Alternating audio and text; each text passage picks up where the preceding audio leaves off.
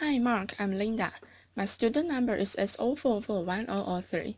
I'm a freshman. The speech title is A Broken Body Isn't a Broken Person. Life is about opportunities, creating them and embracing them. And for me, that was the Olympic dream. That's what defined me. That was my bliss. As a cross-country skier and a member of the Australian ski team, headed towards the Winter Olympics, I was on a training bike ride with my fellow teammates. As we made our way up towards the spectacular Blue Mountains, west of Sydney, it was the perfect autumn day, sunshine, the smell of eucalyptus, and a dream. Life was good.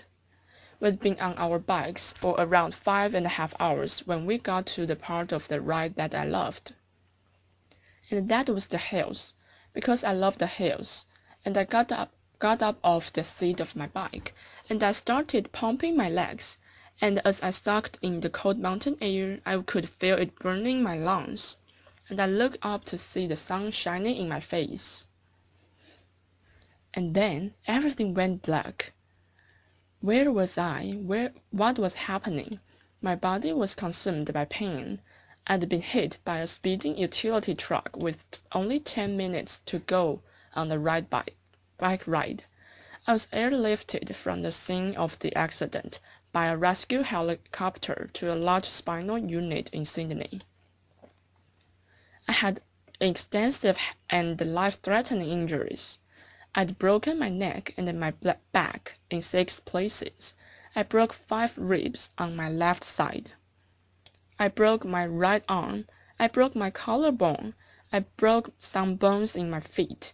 My whole right side was ripped open, filled with gravel. My head was cut open across the front, lifted back, exposing the skull underneath. I had head injuries. I had internal injuries. I had massive blood loss.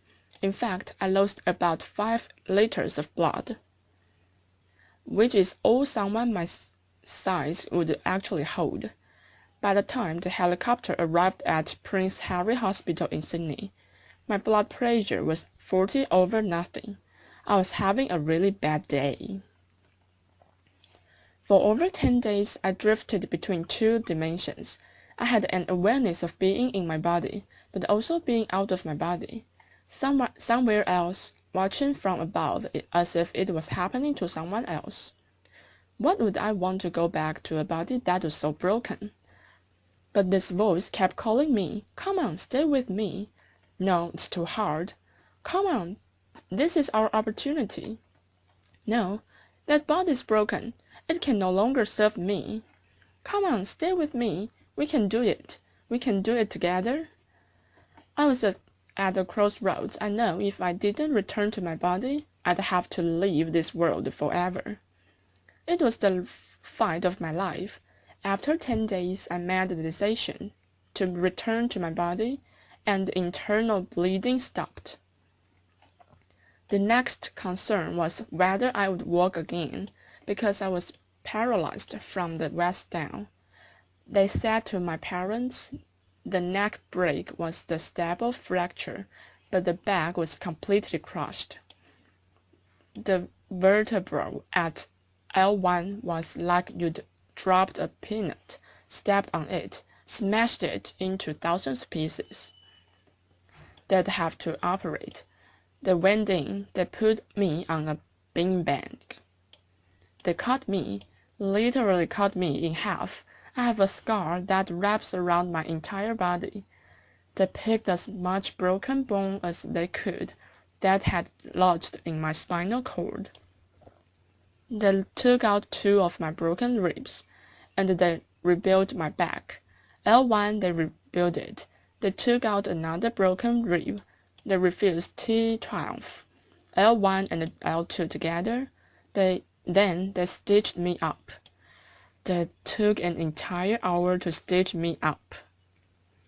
I woke up in intensive care, and the doctors were really excited that the operation had been a success because that At that stage, I had a little bit of movement in one of my big toes, and I thought, great, because I'm going to the Olympics.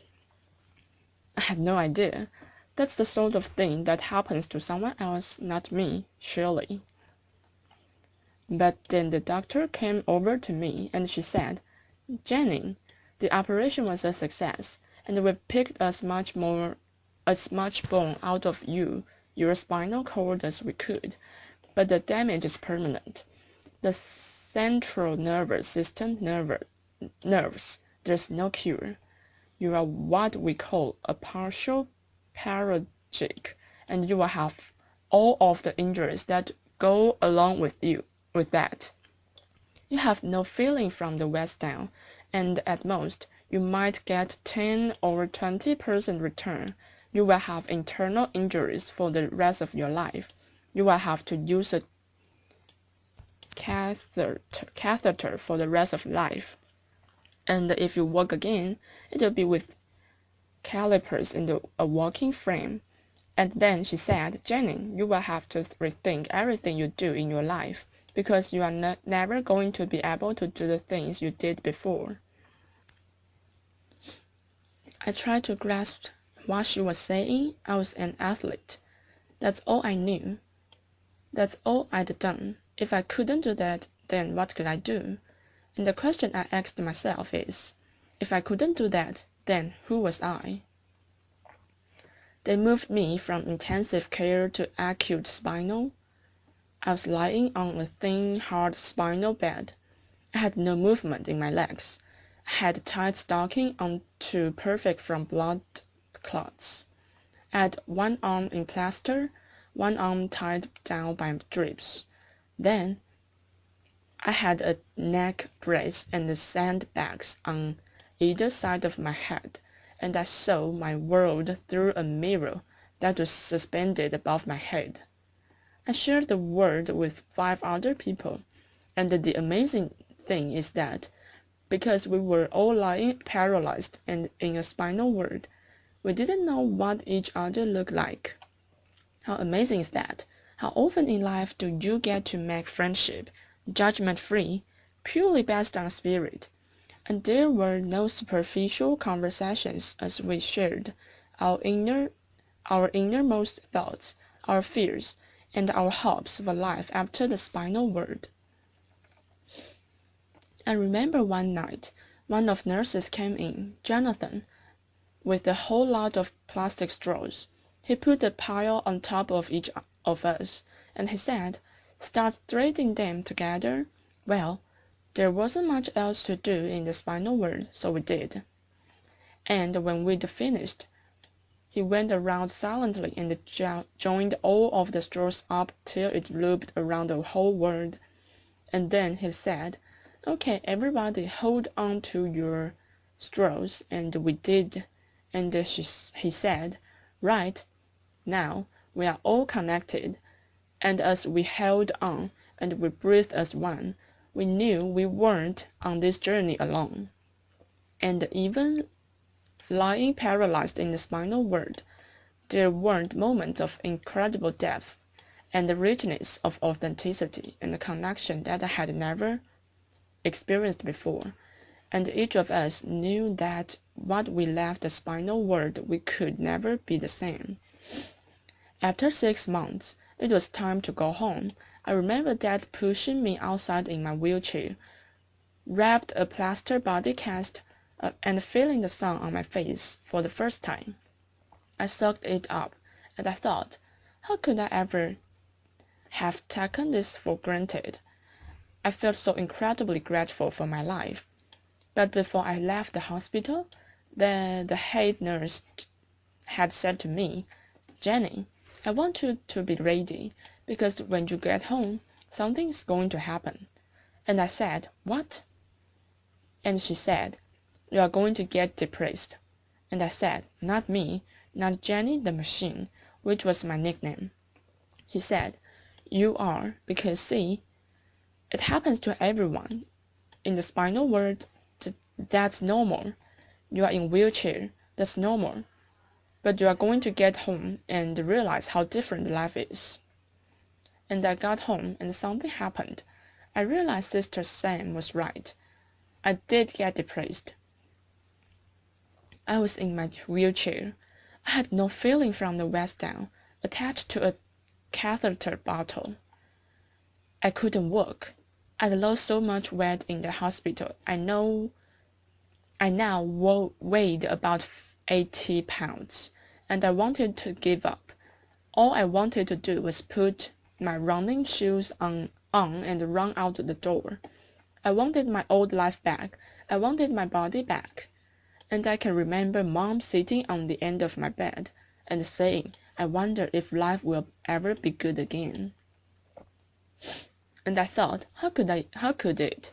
Because I've lost everything that I valued, everything that I'd worked towards, gone. And the question I asked was, why me? Why me?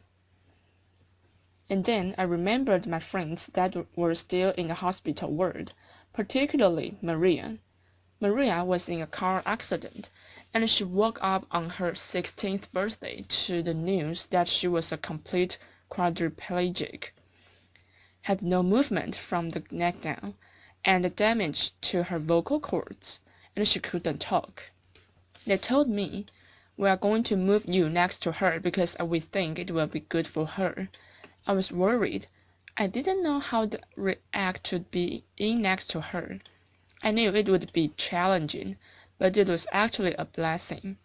Because Maria always smiled, she was always happy, and even when she began to talk again, albeit difficult to understand, she never complained, not once. And I wondered how had she ever found that level of acceptance. And I realized that this wasn't just my life, it was life itself. I realized that this wasn't just my pain, it was everybody's pain. And then I knew, just like before, that I had a choice. I could keep fighting this, or I could let go and accept not only my body but the circumstances of my life. And then I stopped asking why me, and I started to ask why not me. And then I thought to myself, maybe being at rock bottom is actually the perfect place to start. I had never before thought of myself as a creative person. I was an athlete. My body was a machine, but now I was about to embark on the most creative project that any of us could ever do, that of rebuilding a life. And even though I had absolutely no idea what I was going to do, in that uncertainty came a sense of freedom. I was no longer tied to a set path. I was free to explore life's infinite possibilities, and that realization was about to change my life. Sitting at home in my wheelchair and my plaster body cast, an airplane flew overhead, and I looked up, and I thought to myself, that's it. I can't walk, then I might as well fly. I said, Mom, I'm going to learn how to fly. She said, that's nice, dear. I said, pass me the yellow pages. She passed me the phone book. I ran up the flying school. I made a booking, said I'd like to make a booking to come out for a flight. They said, when do you want to come out? I said, well, to get a friend to drive me out because I can't drive, sort of can't walk either. Is that a problem? I made the booking, and weeks later my friend Chris and my mom drove me out to the airport. All 80 pounds of me covered in a plaster body cast in a baggy pair of overalls. I can tell you, I did not look like the ideal candidate to get the pilot's license. I'm holding on to the counter because I can't stand. I said, hi, I'm here to a flying lesson. And they took one look and ran out the back to draw short straws. You get her. No, you take her. Finally, this guy comes out. He goes, hi, I'm Andrew. I'm going to take you fly. I go, great. And so they drive me down. They get me out on the tarmac, and there was this red, white, and blue airplane. It was beautiful. They lifted me into the cockpit. They had to slide me up on the wing, put me in the cockpit. They set me down. There are buttons and dials everywhere. I'm going, wow, how do you ever know what all these buttons and dials do? Andrew, the instructor, got in the front, started the airplane up. He said, would you like to have a go at taxiing?